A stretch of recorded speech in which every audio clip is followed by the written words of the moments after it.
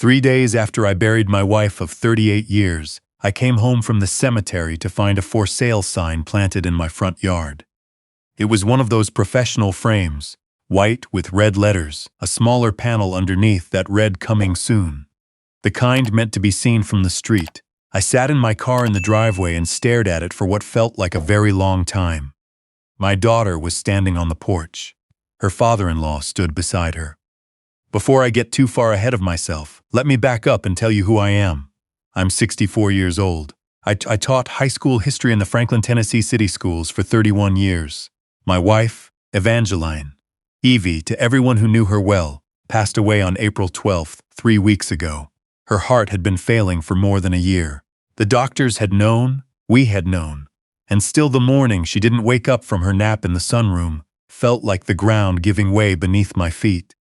I'd been going to the cemetery every morning since the burial, not for any particular reason, just to be near her, in whatever thin way that's possible. I got out of the car. "Dad," my daughter's voice was flat. She didn't come down the steps. "We need to talk." Rayford Keene was 67 years old, broad-shouldered, silver-haired. With a handshake I'd distrusted since the first time I took it. He'd built a commercial real estate portfolio across Middle Tennessee over 30 years, the kind of man who spoke in long declarative sentences and expected rooms to rearrange themselves around him. My daughter had married his son 5 years ago, and in 5 years I'd had perhaps 3 real conversations with Rayford Keene. What I knew about him I'd mostly learned from Evie, who had watched him carefully from the beginning and trusted him not at all. "Garland," he said. "Only Rayford called me by my given name. Everyone else went by my last. Let's step inside." Inside, he placed a document on Evie's kitchen table, the one she'd refinished herself from an estate sale find, with 2 small paint stains near the far end she'd never managed to sand out completely. He tapped it once with his index finger. "Your wife left a will," he said, "properly executed, notarized. The primary beneficiary is your daughter. The house, the savings account, the vehicle, everything." I looked at my daughter. She was standing near the window with her arms folded tight across her chest and her eyes on the floor. I said her name. She looked up, finally, and what I saw in her face stopped my voice cold. Not greed, not calculation, fear, and beneath the fear, a grief so raw it looked like an open wound. "Mom's attorney explained it," she said. "It's all in order, Dad." "Your mother and I bought this house together," I said. "In 1994. The deed is in her name alone," Rayford said. "Has been since closing. She never updated it." I picked up the document. The signature at the bottom looked like Evie's. The notary stamp looked real. The date was February 28th, 6 weeks before she died. "I need to call a lawyer." "Of course." Rayford checked his watch. "But the estate is settled. You have until the weekend to arrange your belongings." My neighbor Herb found me sitting in my car in his driveway at 7 that evening. He came out, looked at my face, picked up the bag I'd grabbed on the way out, and said, "Guest room's made up." He didn't ask any questions. Herb was 70 years old and had been widowed 8 years, and he understood certain things about grief and humiliation that most people don't learn until they have to. I read the will 3 more times that night. Clear language. My daughter, sole beneficiary. Everything except some personal effects. My son called at 10:30. Luke was 38 and taught economics at Reed College in Portland, but he'd been in Louisville since the funeral, staying with a college friend, not ready to go back to the routine of his life. I told him what had happened. He was quiet for a long moment. "Dad," he said, "a couple of months before Mom died, January, I think, she called me and said she'd done something. She'd rented a safe deposit box at the bank on Main Street. She said she was putting some important things in there and she needed me to hold a key. She said, 'Don't tell you. Don't tell your sister.' She said if anything happened to her, I should make sure you got there first." "Did she tell you what was in it?" "No. She mailed me the key with a card. The card just said, 'I love you and take care of your father.'" He arrived the next morning. He had Evie's eyes, that particular shade of gray-green that changed depending on the light. He put the key on Herb's kitchen table, and we looked at each other over it. The safe deposit box at First Community Bank was registered under Evangeline Lennox, her maiden name, unused for nearly 4 decades. Inside were 4 things. A manila envelope labeled Will and Trust, a green spiral notebook, a thumb drive in a plastic bag, and a sealed envelope with my name on the front in Evie's handwriting. Not Garland, just Babe, the way she'd addressed birthday cards for 30 years. The will was dated March 3rd, 2024. Everything to me: the house, the accounts, her car. Our son and daughter provided for with individual bequests, but the primary beneficiary was me.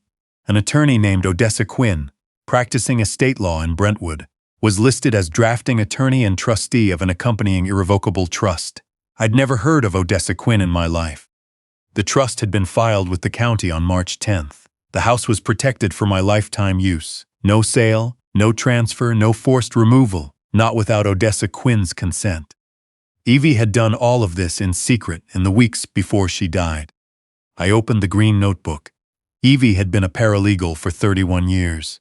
Her handwriting was precise and even, the kind that comes from decades of preparing documents where sloppiness is a professional failing.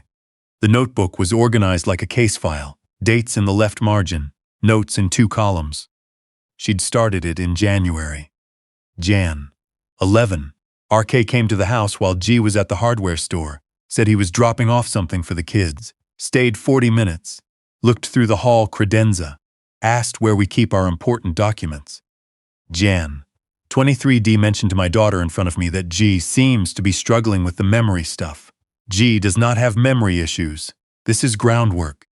Feb. 6. RK called, asked, hypothetically, what happens to property when a spouse dies without a clear will? I told him we have an estate plan. He said, of course, just covering all the bases. He is not covering bases. He is surveying a target. Feb. 14. Pulled RK's public debt filings. $3.1 million in outstanding commercial loans. Bridge financing on 3 properties. He needs significant liquidity before Q3 or faces cascading defaults. Our house is currently valued at $835,000. I am a paralegal. I understand what this means. Feb. Cameras installed. Cloud backup enabled. I will document whatever they do next. I turned to the last page of entries, dated April 9th. April 9. I know now what has been in the supplement D brought in February. I had it tested. Digitalis glycoside concentration far above any therapeutic range.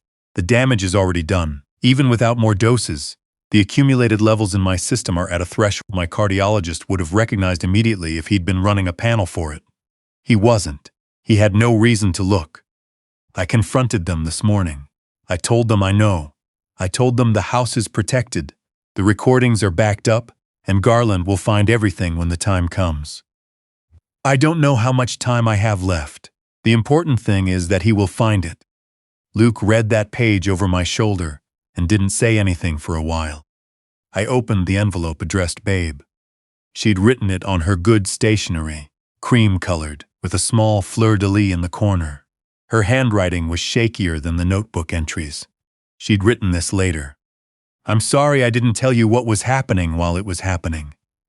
You would have gone straight to Rayford and it would have ended badly. You've never been good at waiting, and I mean that as a love letter. The house is protected. Call Odessa Quinn. Everything is in place. Our daughter is not who this looks like. Watch the recordings. All of them, before you decide anything about her. She is still ours and she is trapped and she needs you to find her. The cloud account credentials are on a card taped inside the back cover of the notebook. The password will make sense to you. Think about the night we got lost in Memphis. Think about the street we were trying to find. I turned to the back cover of the notebook, a small card taped flat, a username and below it, in pencil. Memphis, 1986, street name. Luke looked at me. What street? We drove to Memphis before we were married, I said. Got completely turned around south of downtown. We were looking for a restaurant on a street called Garibaldi Lane. Evie could never remember the name exactly. She kept saying Giraldi by mistake. We walked down half the wrong streets in that neighborhood. Never did find the restaurant. I typed Giraldi Lane 1986. The account opened. 38 video files, organized by date and location.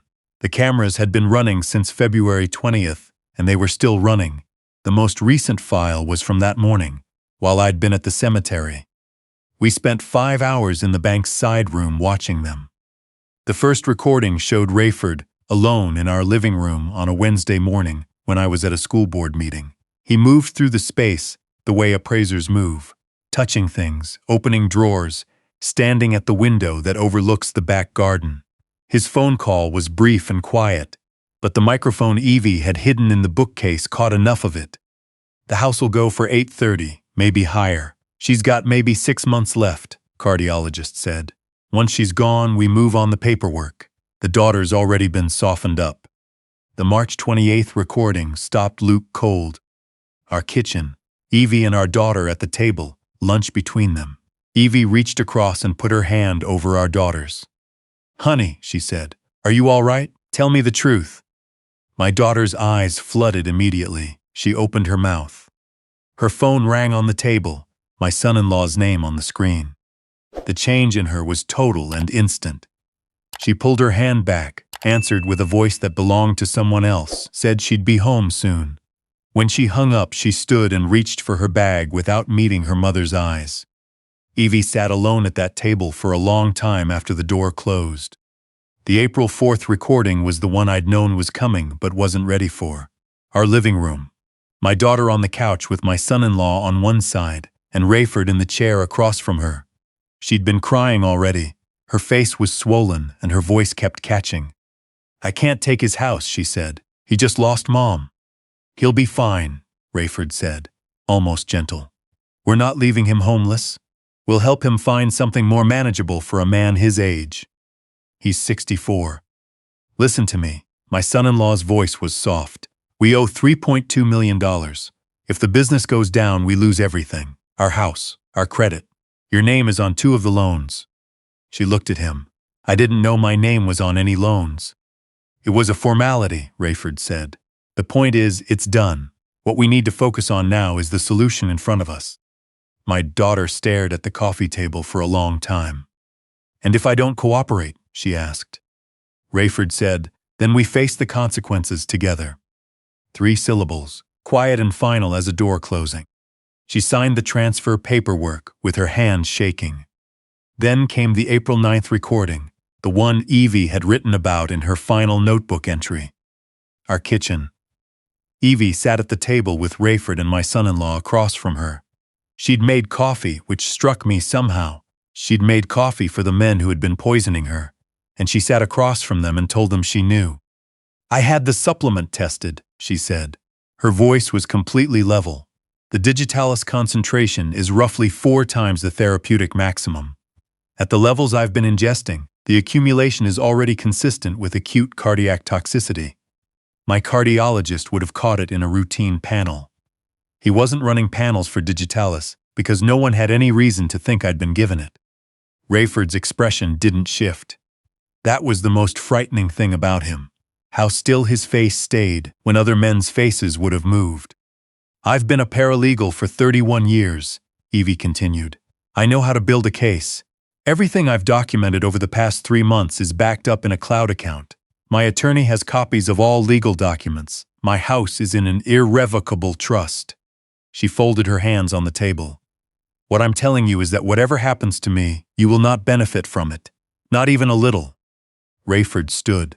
He straightened his jacket. He said, I think we're done here, Evangeline, in the tone of a man who's decided to cut his losses, and they left. The camera recorded the empty kitchen for another 4 minutes. Then Evie walked back into frame and stood at the sink with her back to the lens. Her shoulders rose and fell in one long, slow breath. Then she went back to work. She'd faced them alone. She'd sat across from the men who had been poisoning her and told them plainly that she knew. She'd done it to protect us, to make sure they understood the plan was already in motion, that the trap was already set. And 3 days later, on April 12th, her accumulated heart damage did what Rayford had engineered it to do. Luke closed the laptop. We called Odessa Quinn that afternoon. She'd been expecting us. She'd served with Evie on a legal aid board for 12 years and had watched Evie build this case with the same precision Evie had brought to every file she'd ever worked. She was frightened, Odessa said. She didn't want you confronting Rayford before the protections were legally airtight. He showed me a will, either forged or signed under duress at an earlier date. Doesn't matter. The irrevocable trust supersedes any will. That house is yours, and it has been since March 10th. She paused. What I'm hearing from those recordings is elder financial abuse, fraud, and conspiracy. And the supplement, if the lab analysis confirms what Evie described, that's attempted murder that succeeded. We need the police. Detective Crane was a careful, unhurried man who took notes in a small spiral pad and asked his questions once. He watched the April 9th recording 3 times. He asked where the supplement was. I told him it was still in the cabinet above the refrigerator, in the bottle my son-in-law had brought in February, half finished. He sent a team that afternoon. The forensic results came back 10 days later. Digitalis glycoside concentration well above therapeutic range, consistent with chronic low-level dosing over 4 to 8 weeks. The accumulation had reached lethal threshold.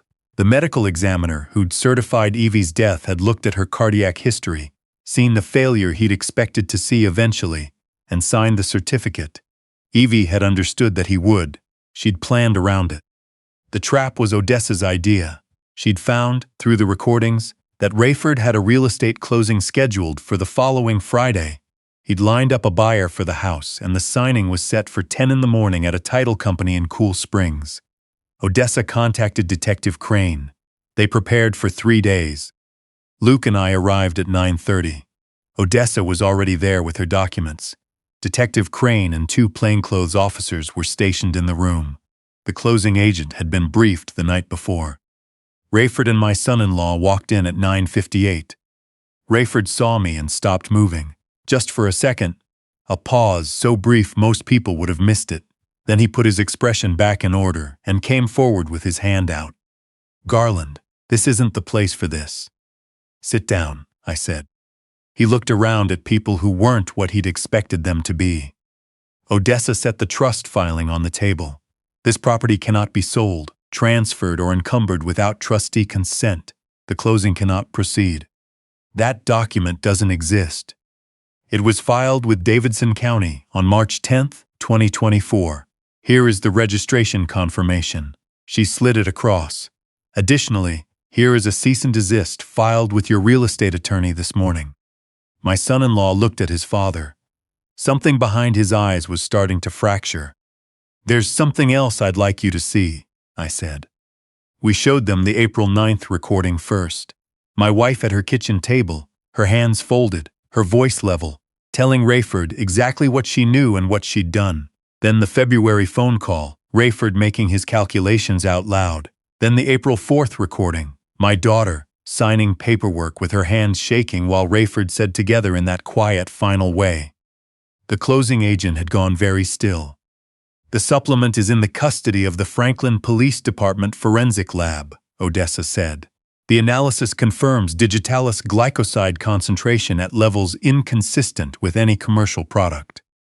Detective Crane stepped forward. Rayford sat down very slowly when the officer reached him. He put his hands flat on the table and stared at them. He looked, in that moment, less like a man who'd been caught than like a man who'd known he eventually would be and had simply run out of road. I called my daughter from the parking lot. She answered on the first ring.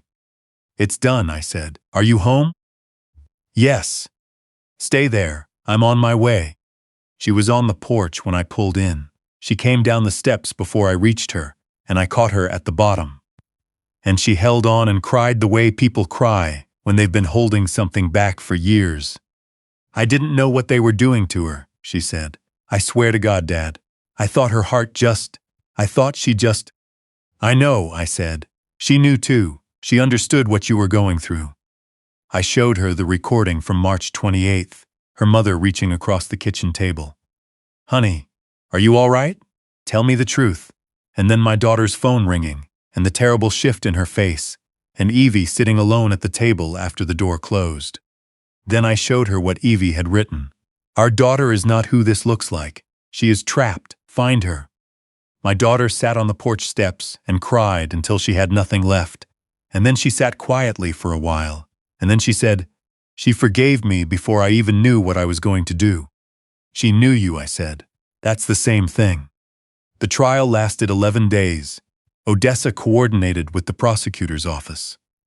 My daughter testified under an immunity agreement, sitting in the witness chair, and describing in precise and deliberate detail every threat, every manipulation, every loan she hadn't known she'd co-signed, every time Rayford had said the word together with that quiet finality. The recordings did the rest. Rayford received 26 years. My son-in-law received 14. That evening, Luke and I drove to Oak Hill. We brought Gerber daisies, Evie's favorite, the deep orange ones. Luke laid them against the headstone and stood back. "She built all of this while she was dying," he said. "She was always the planner," I said. "I was the one who wanted to charge straight in. She was the one who made sure we'd win." I thought about the night in Memphis in 1986, the narrow alley south of downtown, Evie laughing in impractical shoes, saying Garibaldi or Giraldi. I can never remember. I'd been so in love with her I'd been barely functional. I remained so for 38 years after, in the quieter and more sustaining way love settles into when it has room to breathe. She'd hidden the key to everything in a mistake she'd made once, laughing in an alley. She'd trusted that I would remember. Of course I remembered. I placed my hand on the headstone and stayed there until the light changed. If you've stayed with me this far, then you already understand why this story needed telling.